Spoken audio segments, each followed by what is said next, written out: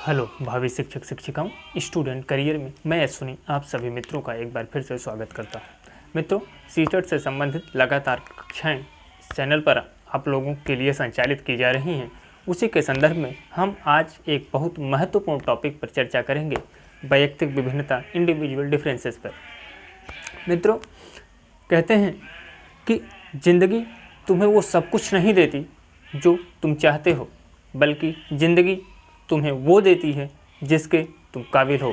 मित्रों, आप अपने सपने को पाने के लिए अपनी काबिलियत बढ़ाएंगे, तभी आपके सपने साकार होंगे। तो आप अपने सपनों को पाने के लिए अपनी काबिलियत बढ़ाइए और उस काबिलियत को बढ़ाने में हम आपकी लगातार मदद करते रहेंगे।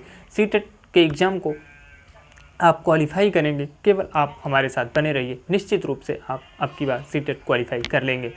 मित्रों, आज इंडिविजुअल डिफरेंसेस जो टॉपिक हमने आपके लिए सेलेक्ट किया है, यहाँ से ऐसा कोई भी सीटेट एग्ज़ाम नहीं रहा जहाँ पर प्रश्न ना बने हों। 1 से 2 नंबर यहाँ से आपके फिक्स हो जाते हैं।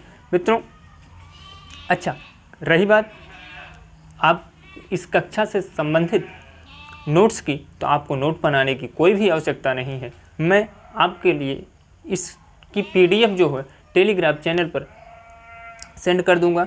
मेरे टेलीग्राम ग्रुप से को ज्वाइन करने के लिए आपको इस वीडियो के डिस्क्रिप्शन में लिंक दे दिया जाएगा, जहां से आप आसानी से हमारे टेलीग्राम चैनल ग्रुप से जुड़ सकते हैं।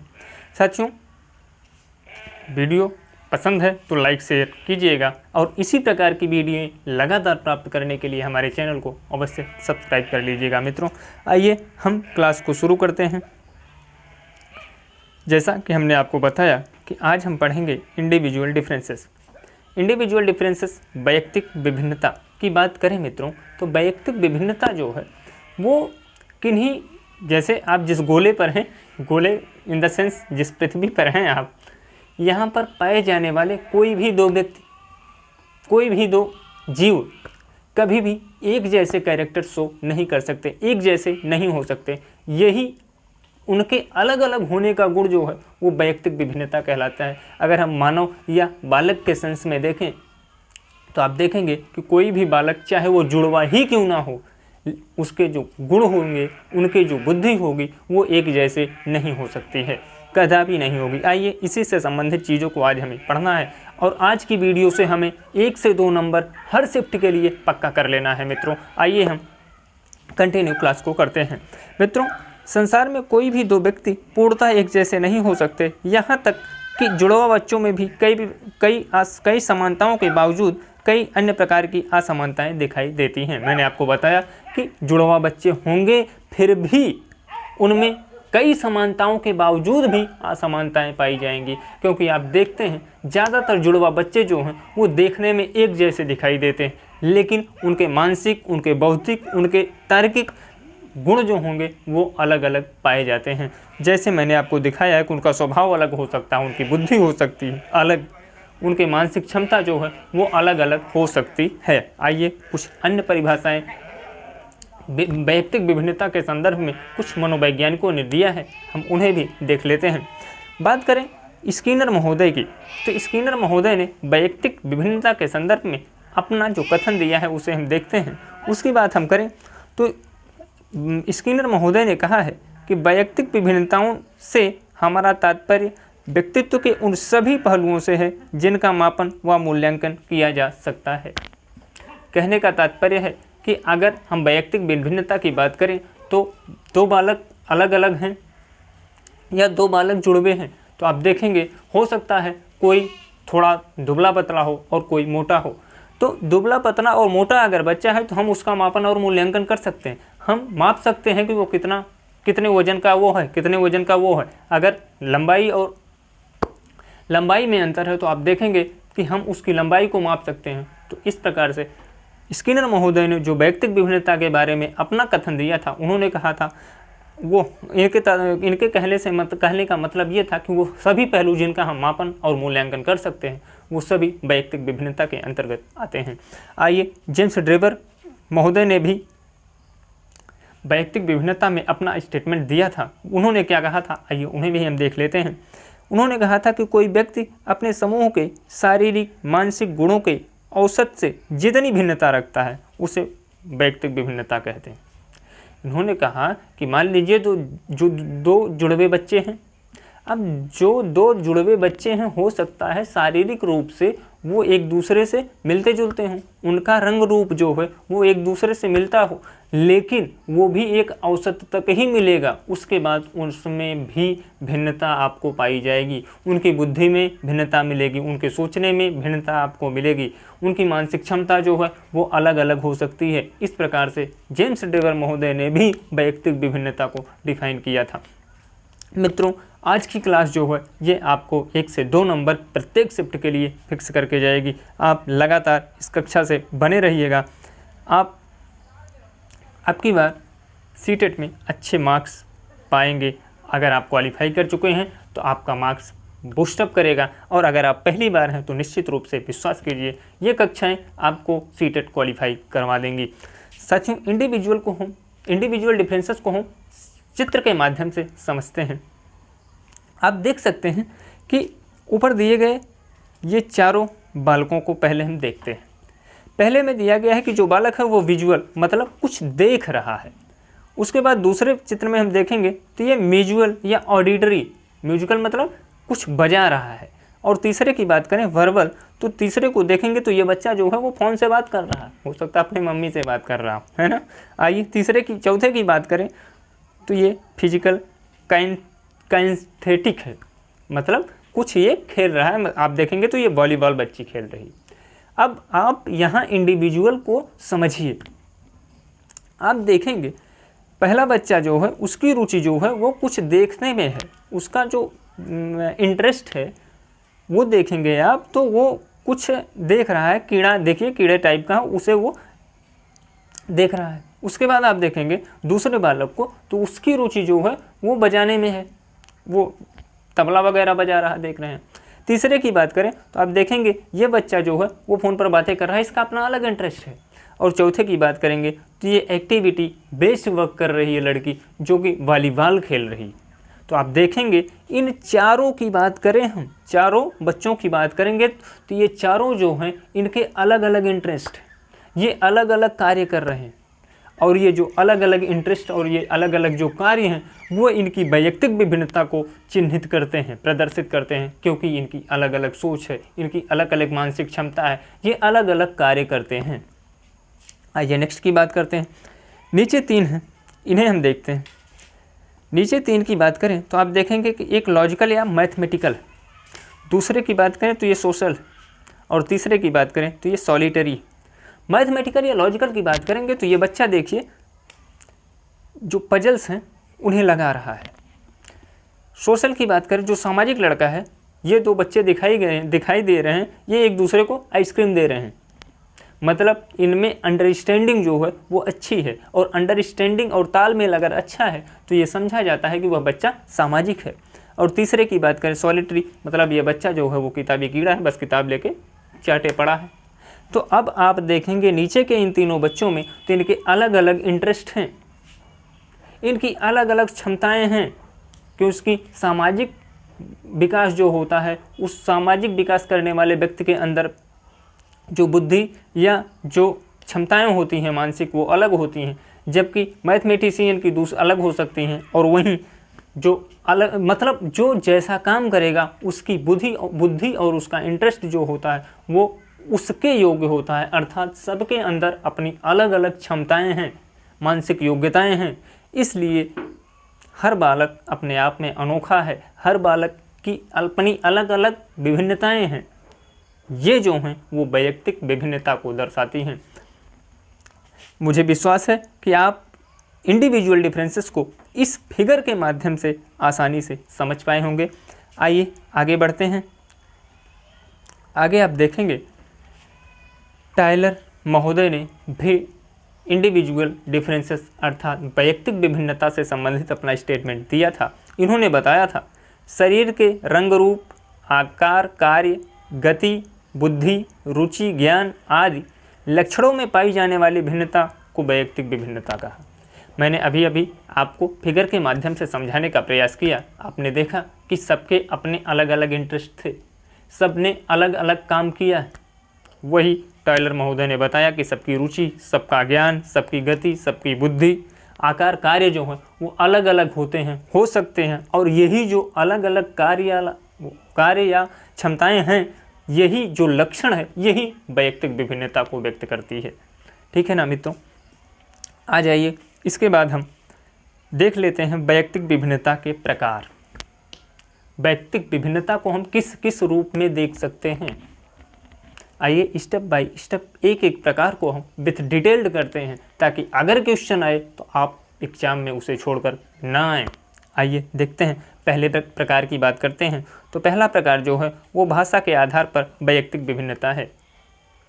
मित्रों, भाषा के आधार पर वैयक्तिक विभिन्नता की बात करूं तो आप जानते हैं कि यहाँ खुद अगर बात केवल भारत की करें तो 22 प्रकार की भाषाएं बोली जाती हैं।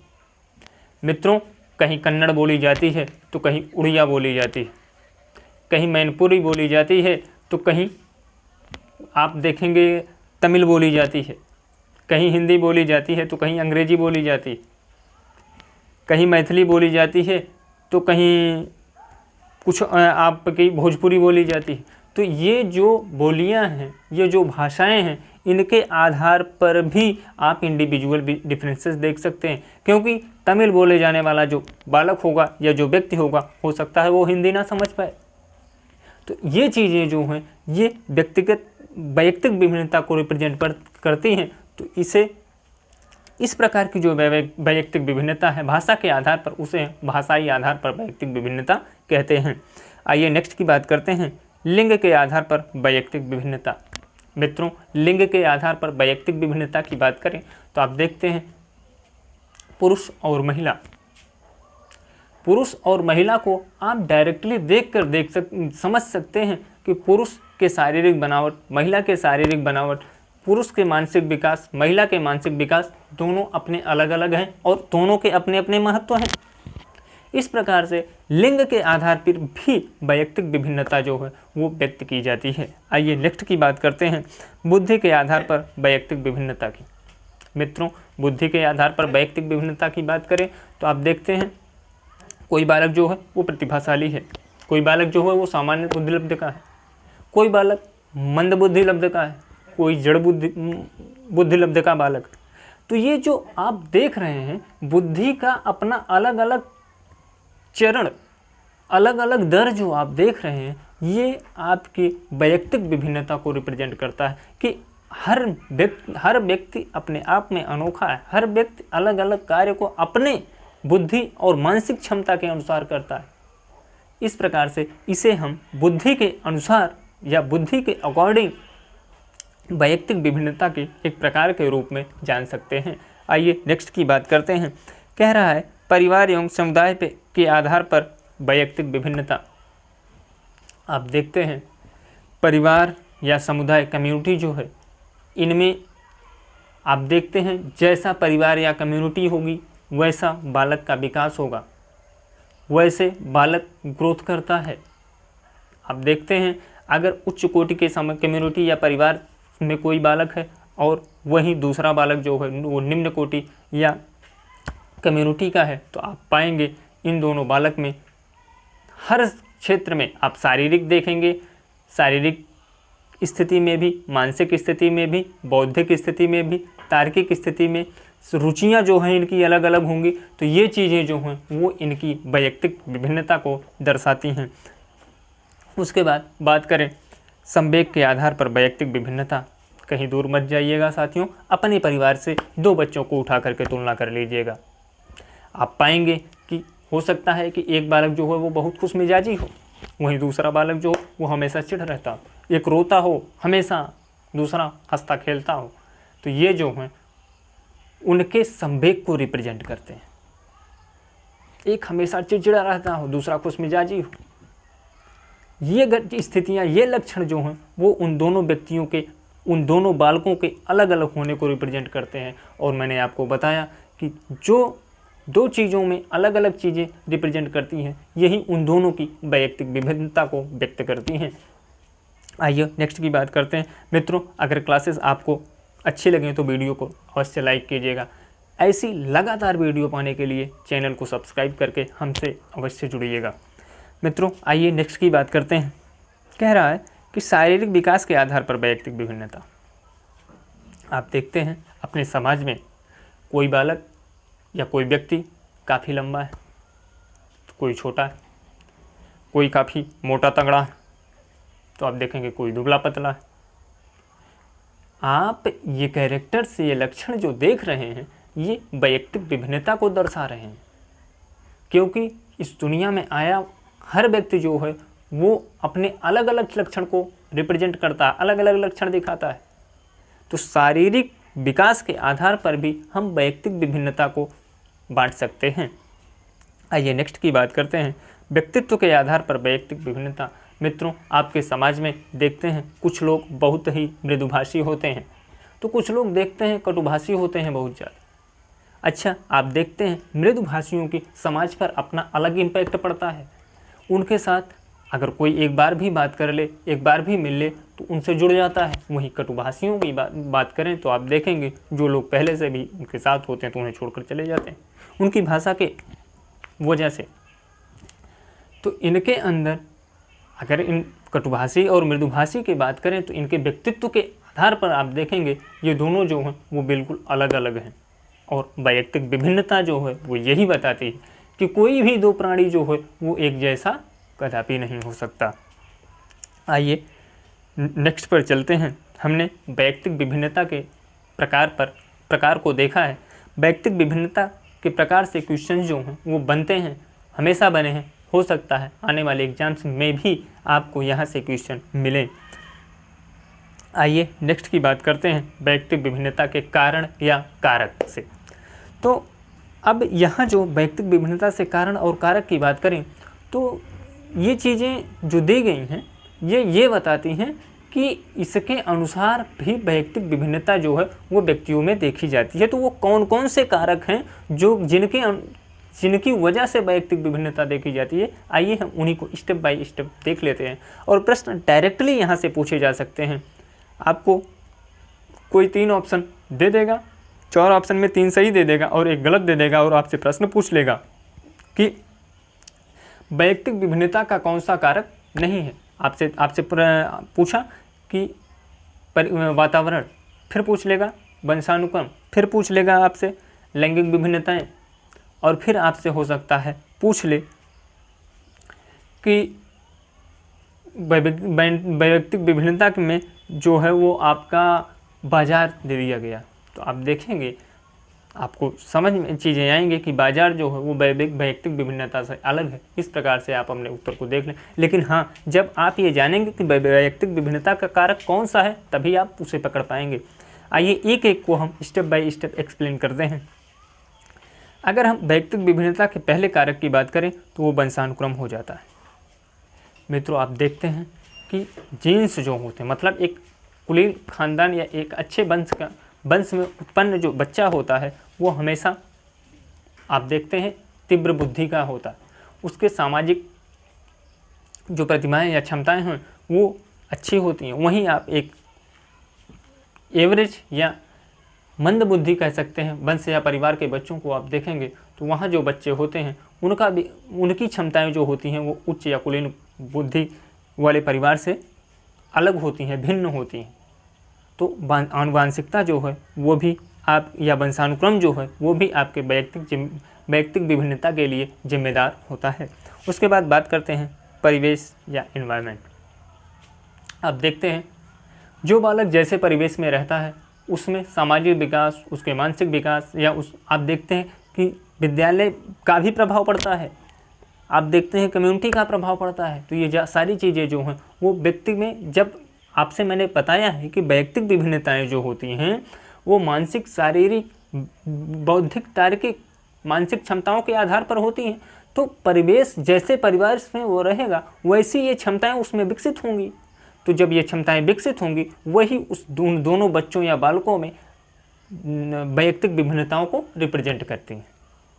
इसके बाद लैंगिक विभिन्नताओं की बात कर लेते हैं। लैंगिक विभिन्नताओं की बात करें मैं तो लैंगिक विभिन्नताएं जो होती हैं, आप देखते हैं एक लिंग पुरुष है, एक लिंग महिला है, उनमें अलग अलग क्षमताएं होती हैं, उनकी अलग अलग शारीरिक संरचनाएं, शारीरिक ढांचा उनका अलग है और उनमें अलग अलग कार्य करने की क्षमताएं होती हैं। और ये जो क्षमताएं बौद्धिक तार्किक जो हैं, यही इंडिविजुअल डिफरेंसेस को रिप्रेजेंट करती हैं मित्रों। नेक्स्ट की बात करते हैं आयु एवं बुद्धि। आप देखते हैं कोई तीव्र बुद्धि का होता है, कोई औसत बुद्धि का है, तो कोई जड़ बुद्धि का है, कोई मंद बुद्धि का है ना। तो ये चीज़ें जो हैं, बुद्धियों के अपने जो स्तर हैं, वो बालक में इंडिविजुअल डिफरेंसेस वैयक्तिक विभिन्नता को रिप्रेजेंट करते हैं। आइए बात करते हैं परिपक्वता की।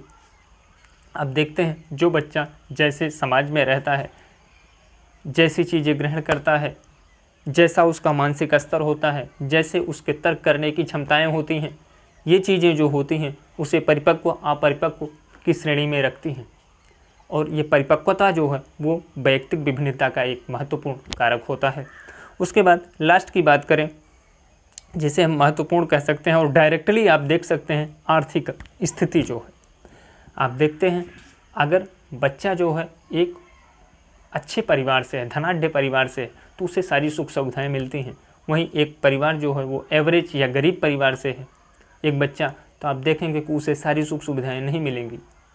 तो ऐसी स्थिति में जो जैसी सुख सुविधाएं पाता है या जैसी फैसिलिटीज उसे मिलती है, उसके अंदर वो डेवलपमेंट्स जो होते हैं, विकास जो होते हैं, वो अच्छे लेवल के होते हैं। और ये आर्थिक स्थितियां जो हैं, ये भी आपके अंदर व्यक्तिगत या वैयक्तिक विभिन्नताओं को रिप्रेजेंट करती हैं। मित्रों, ये रही आपकी वैयक्तिक विभिन्नता से संबंधित महत्वपूर्ण क्लास, जहाँ से क्वेश्चन जो हैं वो निश्चित रूप से सीटेट के एग्ज़ाम में बनते आए हैं। मित्रों, आप इस वीडियो को देखिएगा और आपको मैंने बताया कि नोट करने की ज़रूरत नहीं है। इससे संबंधित पीडीएफ जो हो वो मैं आपको टेलीग्राम चैनल पर उपलब्ध करा दूंगा, जिसका लिंक इस वीडियो के डिस्क्रिप्शन बॉक्स में दे दिया जाएगा आपको। मित्रों, ऐसी ही लगातार क्लासेस के लिए हमसे आप अवश्य जुड़िएगा, चैनल को सब्सक्राइब कीजिएगा। धन्यवाद मित्रों।